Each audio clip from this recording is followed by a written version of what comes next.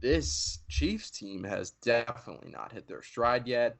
They have not looked like the dominant selves that they once were. I mean, they barely beat the Jets on Sunday Night Football thanks to some very, very nice, very generous officiating. Maybe not had something to do with Taylor Swift, but I digress.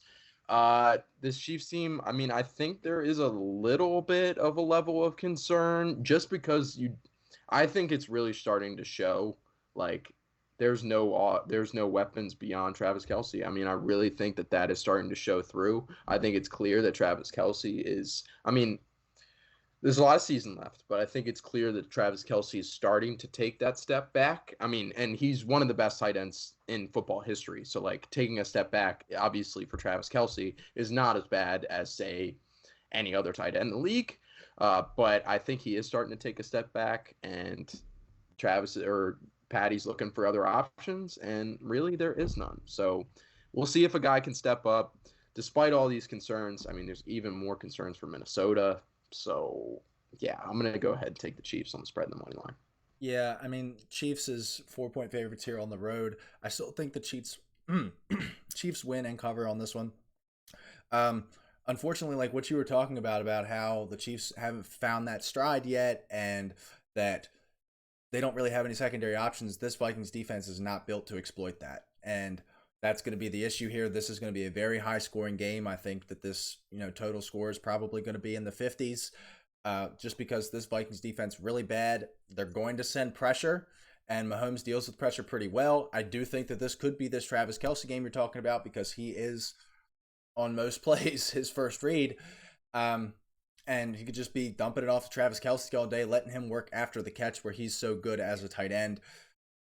Minnesota offensively, they picked it back up. They pick up their first win of the season last week.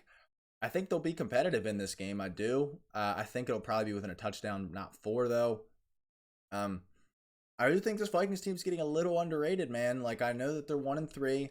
I know that they just got their first win, but this Vikings team is better than what they've shown in the results, which is a lot different than last year, where they were a lot worse than the results that they put on the field and they got, in the box score. We could see a very big Justin Jefferson day. I mean, I don't even know what constitutes a big Justin Jefferson day anymore. A Justin Jefferson day is Yeah, like a just big day period. for probably every other receiver in the league except for like Tyreek Hill, Devontae Adams, and Jamar Chase when Joe Burrow's healthy. So we just have a normal Justin Jefferson game, like 9 catches, 150 yards, and a touchdown, something ho hum. Ah, But yeah, I do think the Chiefs take care of business. I think we're like, okay, Chiefs are fine, because I mean, they won on Sunday night. The it's a little bit in question, for lack of a better term, but they won. They're 3-1. They've their point different. They've only lost one game, and it was by 1 point. I think they could continue to stretch that point differential out against Minnesota this week in a high scoring affair. But I think the Chiefs get it done. yeah. One last thing before we move on. I think that Brian Flores has showed great things with this defense. He doesn't have much to work with, but they're playing really well as a unit altogether. I think Brian Flores is slept on as a coach in general. He's doing great things at the DC in Minnesota right now. So maybe they give problems to this Kansas City offense. But despite that, I'm still you know what? It's -4. I'll go ahead and take the Vikings on the spread. Let's say they lose by 3 points, but I'll take Kansas City on the money line.